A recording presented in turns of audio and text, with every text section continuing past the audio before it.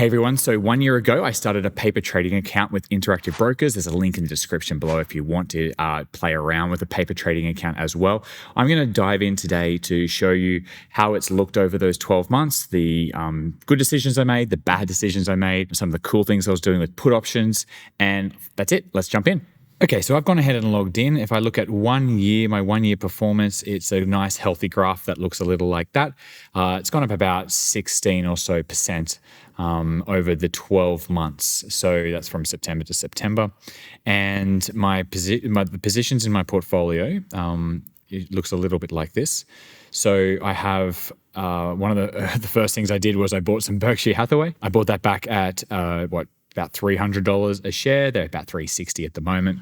I bought some Constellation Software at about $1,900, and they're about nearly $2,900, $2,800 at the moment.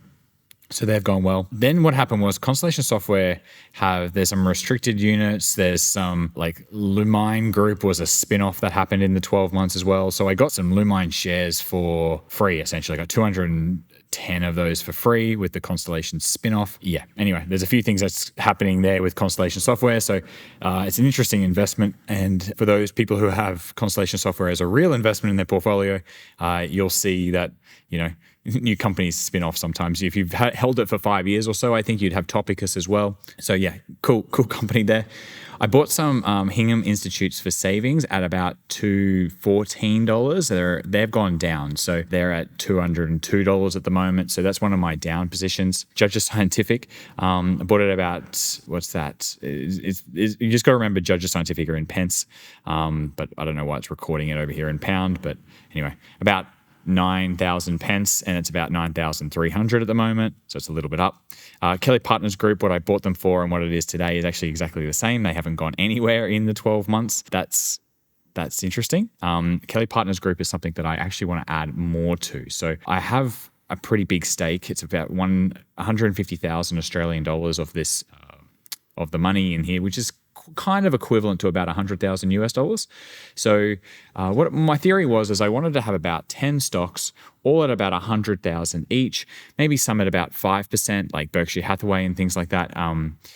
So somewhere between sort of like 8 to 15 stocks, between 5 and 10% allocations is what I was going to do with the $1 million that I had at the start, and see where it goes from there. Next one was Markel. I bought most of these at the start of when I was getting this much. So probably from about September to December in 2022 as well as doing most of these buys. The only buys that I did more recently were Nelnet, and that might be about it actually. Nelnet maybe. And Hingham's. Nelnet and Hingham. They're the ones I bought more recently in the last sort of 6 months or so. But the rest were all right at the start. So yeah, Markel's up quite a bit from 1,250 to about 1,500. Nelnet is it hasn't gone anywhere since I bought them. SDI Group, so I bought them at $1.62, sorry, £1.62, and they're now £1.14. So they're my biggest decline in my portfolio out of my 10 stocks. So SDI Group and Hingham are my two negative positions. Then we have Technion, which has done really well. I bought them at 133 SEK, and they're now at about 230 SEK. So that's not far off a double. TerraVest have done well as well. So I bought them at 25 Canadian dollars, and they're about nearly 36 Canadian dollars in the 12 months.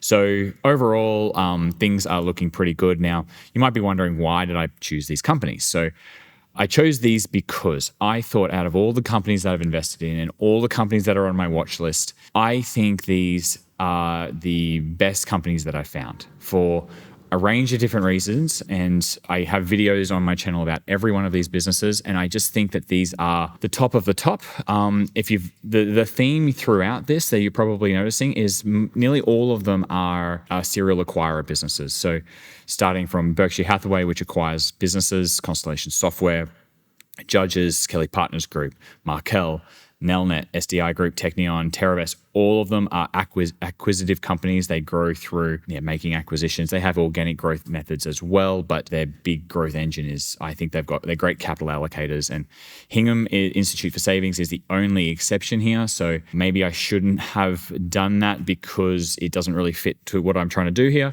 I just thought that Hingham is a really well managed bank, and I felt quite safe having some money parked there anyway. So it didn't bother me too much. I think that can compound nicely at about 15% per annum for a long period of time.